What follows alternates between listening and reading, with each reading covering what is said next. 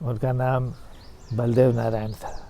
तो लोग चूँकि प्रथा के अनुसार श्री बलदेव नारायण कहते थे, लेकिन चूँकि वो प्रोफेसर थे तो प्रोफेसर बलदेव नारायण ऐसा कहा जाता था। और जब उन्होंने यहाँ आश्रम खोला तो आश्रम में जो शिक्षक थे या अन्य स्टाफ थे तो उनको प्रोफेसर साहब वो लोग भी कहते थे, और हमारे शहर में लोग उनको प्रोफेसर साहब ही कहते थे। मेरे पिताजी बिहार के ही थे और जन्म उनका मुजफ्फरपुर ज़िले में हुआ था। मुजफ्फरपुर शहर के पास एक कांटी गांव है, मैं समझता हूँ कि वहीं उनका जन्म हुआ था। उनके पिताजी समस्तीपुर रेलवे में काम करते थे। समस्तीपुर उस समय रेलवे का एक बड़ा यार्ड था, बड़ा नाम था समस्तीपुर का, तो वहाँ वो उनके पिताजी काम करते थे। वो भी कुछ उनके उसूल ऐसे थे पिताजी के कि अंग्रेज़ों के साथ तो काम करना है लेकिन अपनी भारतीयता को नहीं छोड़ना है। जैसे गांधी टोपी लगाना तो वे एक अपराध मानते थे अंग्रेज़, लेकिन वो गांधी टोपी लगाते थे। भाई नौकरी से हटा दीजिएगा तो हटा दीजिए, लेकिन मैं गांधी टोपी लगाऊंगा। तो उसको अंग्रेज़ों ने टॉलरेट कर लिया, निकाला नहीं। ये जब कुछ बड़े हुए मेरे पिताजी 15-16 साल के रहे होंगे तो इनको और ज़्यादा पढ़ने की इच्छा थी और इनको लगा कि समस्तीपुर में रह के पढ़ना उड़ना मुश्किल है, तो वो निकल गए घर से। उस समय की जो प्रथा थी, बिना पैसा वैसा कम से कम पैसा लेकर के, कम से कम सामान लेके कंधे पर चादर रखा, लाठी ली और निकल गए इस तरह से। और घूमते फिरते किसी तरह अलीगढ़ यूनिवर्सिटी पहुँचे, जहाँ इन्होंने एडमिशन लिया और वहाँ पढ़ाई की। अलीगढ़ यूनिवर्सिटी मुख्यतः माना जाता था कि मुस्लिमों के लिए बनाई गई है, लेकिन वहाँ हिंदुओं का भी एडमिशन होता था। और जो हिंदू थे वो प्राय आर्य समाज से प्रभावित वहाँ रहते थे, क्योंकि हिंदुओं में जो प्रगतिशील पक्ष था उस वक्त वो आर्य समाज माना जाता था। जैसे मूर्ति पूजा के खिलाफ, अंधविश्वासों के खिलाफ, कई कर्म कांडों के खिलाफ आर्य समाज के लोग रहते थे, तो आम तौर पर युवकों को वो आकर्षित करता था। तो अलीगढ़ मुस्लिम यूनिवर्सिटी में पढ़ते हुए भी ये आर्य समाज से जुड़े, लेकिन एक फ्री थिंकर जो कहते हैं उस तरह का इनकी मानसिकता थी, इसलिए उससे भी बंधे नहीं। फिर इनको किस कालक्रम से उतना डिटेल नहीं मालूम है, लेकिन लाहौर के एक कॉलेज में नौकरी मिल गई। मित्रों, लाहौर के भी कुछ लोग पढ़ते हुए मुस्लिम यूनिवर्सिटी में, तो उन मित्रों के संपर्क से, और भाई परमानंद आदि कुछ बड़े नाम हैं जिनसे इनका अच्छा संपर्क था, तो वो लाहौर में इनको नौकरी मिली, कॉलेज में पढ़ाने लगे और वहाँ 5-6 साल पढ़ाने का इनको मौका मिला। उस दरमियान लाहौर एक अड्डा था क्रांतिकारियों का, राजगुरु, सुखदेव, भगत सिंह, ये सब तो वहाँ के थे ही, और चंद्रशेखर आज़ाद वगैरह कानपुर सब तरफ के थे, लेकिन उन लोगों की एक टीम थी।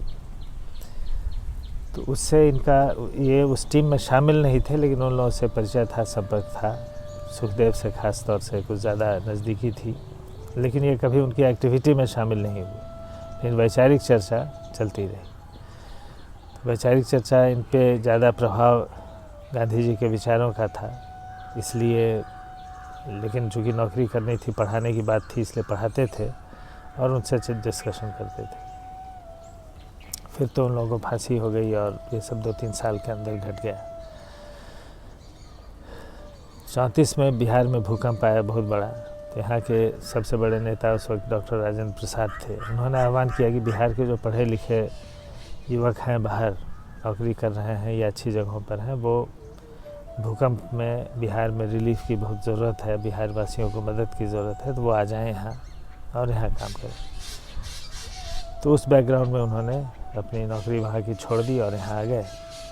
और फिर कांग्रेस ही उसको सारा ऑर्गेनाइज़ कर रही थी रिलीफ ऑपरेशन को, तो उसमें शामिल हो गए।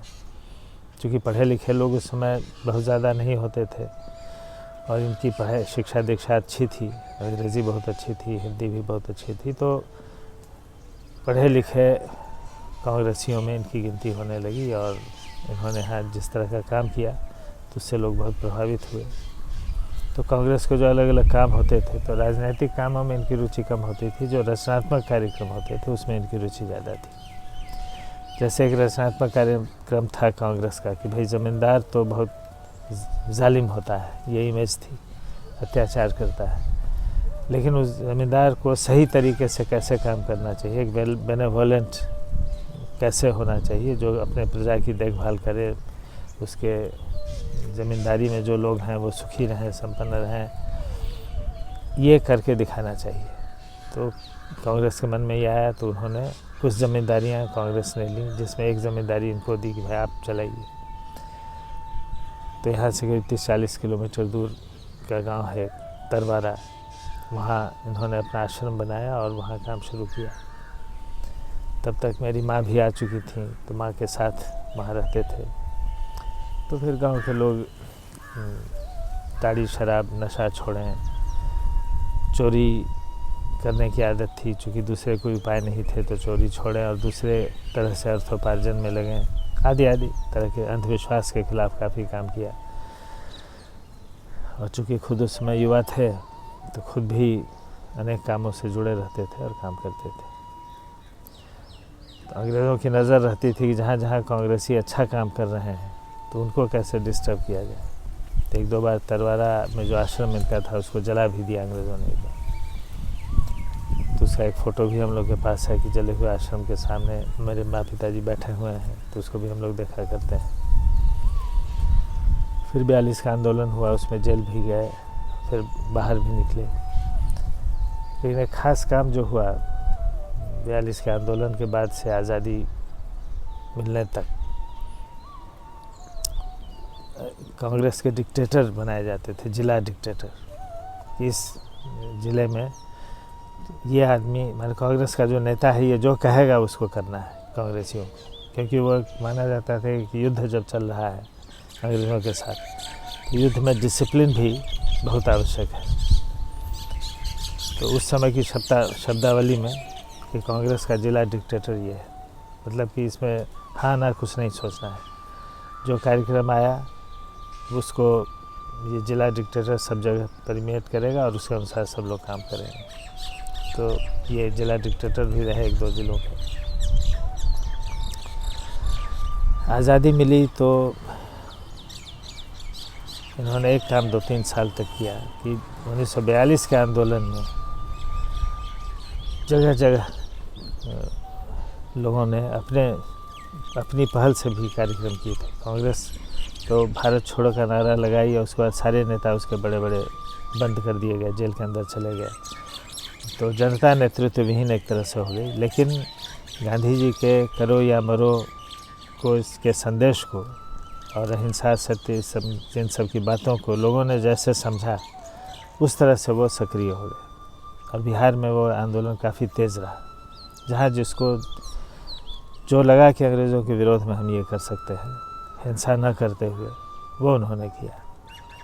तो उसमें रेल की पटरी उखाड़ देना, बिजली के तार तोड़ देना या फ़ोन का तार तोड़ देना, थानों को जला देना, ये सब कार्यक्रम शामिल थे। लेकिन थानों को जला देना इसलिए नहीं किया गया क्योंकि चौरी चौरा कांड में लोगों को ये इतिहास पता था कि थाने को जला दिया गया था, उसके अंदर कई पुलिस वाले जल के मर गए थे। तो गांधी जी ने आंदोलन ही स्थगित कर दिया था।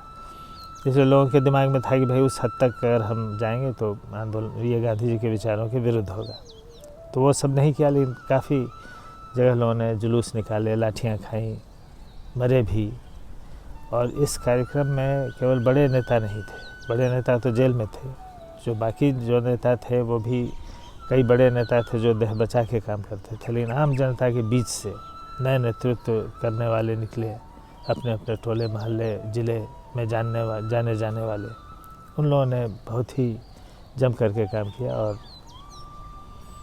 तो मैं अगस्त क्रांति की बात बताने लगा और उसमें शहादत भी हुई। तो मेरे पिताजी ने इन सारी जगहों पर घूम करके इन लोगों का डॉक्यूमेंटेशन किया। यानी बड़े लोगों के बारे में तो इतिहास में आ जाता है जिक्र, लेकिन इन छोटे छोटे लोगों के बारे में उन्होंने एक इतिहास लिखा, डॉक्यूमेंटेशन किया, उसको लिख करके बनाया। और राजेंद्र बाबू से चूँकि शुरू से इनकी पहचान रही, मैत्री रही, तो उससे वो बीच बीच में दिखाते जाते थे कि ये ठीक है या नहीं है। जहाँ सहमति रहती होगी तो वहाँ फिर सुधार करते हैं। तो राजेंद्र बाबू ने उसकी 5 लाइन की है कि भाई जो चीज़ें हैं इसमें वो प्रामाणिक हैं, इस तरह का एक उस किताब को सर्टिफिकेट भी उन्होंने दिया, जो भूमिका के तौर पर उसमें छपा हुआ। तो वो किताब इतनी प्रामाणिक मानी गई भारत छोड़ो आंदोलन के बारे में, बिहार में जो घटा, कि बाद में जो स्वतंत्रता सेनानी पेंशन दिया गया, उसमें भी उस किताब के रेफरेंस से, जिसका कोई सबूत नहीं, कहीं नहीं लेना, उस किताब में जिक्र है तो उसको पेंशन दे दिया जाता था, क्योंकि ये मान लिया गया कि इस किताब में जो भी है वो सही है। तो मेरे पिताजी का ये स्ट्रक्चर था, और जिस तरह से उन्होंने किताबें तैयार की थी, और कुछ इतिहासकार बड़े जैसे के दत्ता हैं, इन लोगों ने उससे कोटेशन भी दिया है अपने इतिहास की किताबों में। तो ये उनका, लेकिन इसके बाद अब आज़ाद हो गया भारत, तो अब क्या करें। तो इनके एक बहुत नज़दीक के बड़े नेता थे जो गांधी जी के समकक्ष गुजरात के ही थे, ठक्कर बापा नाम था। तो इनकी रुचि चूँकि रचनात्मक पहलू पे ज़्यादा रहती थी, तो ठक्कर बापा से इनका अच्छा रैपोर्ट था, संवाद होता रहता था।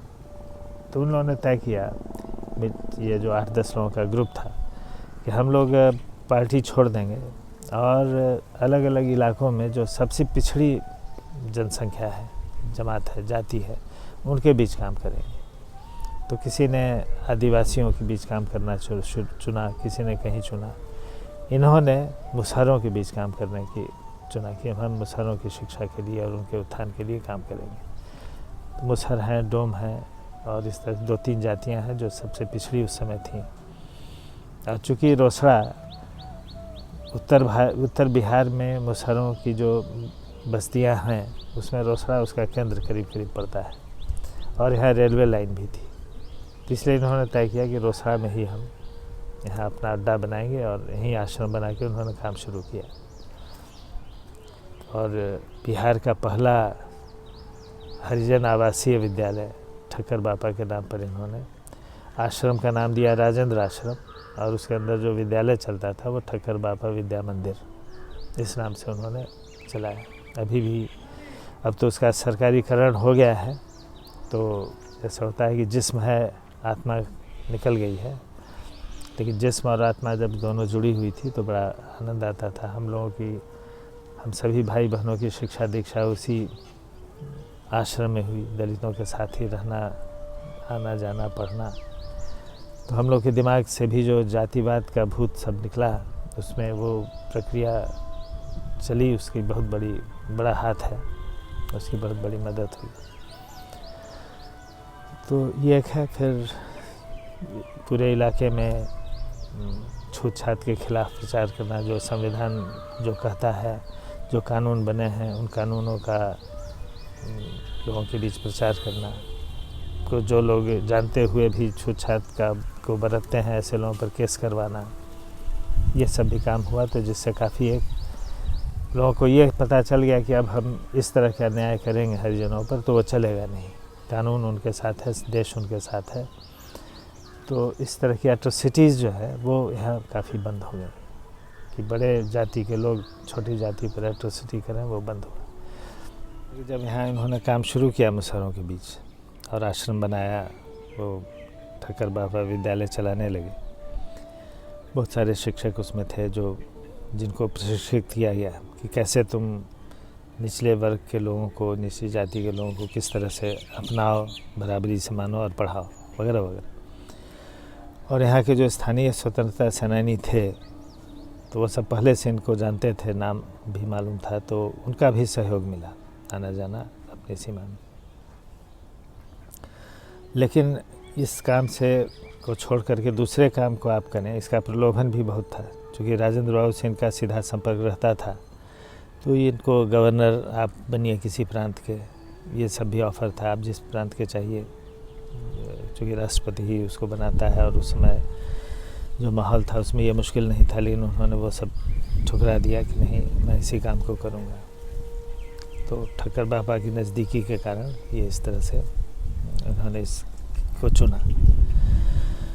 और फिर बीच बीच में जो समस्याएं आती थी देश की, तो उसके बारे में लिखते भी थे, अखबारों में भी लिखते थे, बोलते थे। यहाँ मीटिंग शादी होती थी तो उसमें स्वाभाविक है जाना बोलना।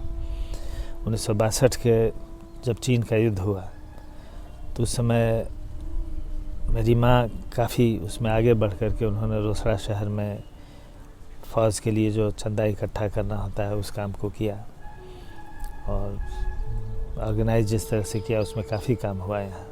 छोटी जाति से लेकर बड़ी जाति सारे लोग मिल कर के उन्होंने चीन, तो उस समय एक माहौल भी था। तो ऐसी ऐसी जो कालक्रम से चीज़ें आती थी मुद्दे, उसमें ये सारे लोग सक्रिय, सारा परिवार हमारा सक्रिय रहता था। और माँ तो पहले से इनके साथ थी, तो हर जगह साथ रहना। और उनके भी जो पिताजी थे, भाई थे, वो लोग आज़ादी की लड़ाई के समर्थक थे, शामिल नहीं थे लेकिन समर्थक थे, कविताएं बनाते थे, तो उनमें भी वो प्रेरणा थी। 1942 में जब एक क्षण आया कि शूट एट साइट का ऑर्डर निकला, तो मेरे माँ डर भी गई कि भाई कहीं इन पर भी उस तरह का ऑर्डर नहीं निकले। लेकिन उन्होंने एक चिट्ठी भिजवाई, जो अंडरग्राउंड काम कर रहे थे, तो एक चिट्ठी भिजवाई, जो चिट्ठी कहीं होनी चाहिए आज भी। हम लोगों ने तो पढ़ा उसको बाद में, लेकिन कहाँ है, सुरक्षित हम लोग रख पाए या नहीं पता नहीं।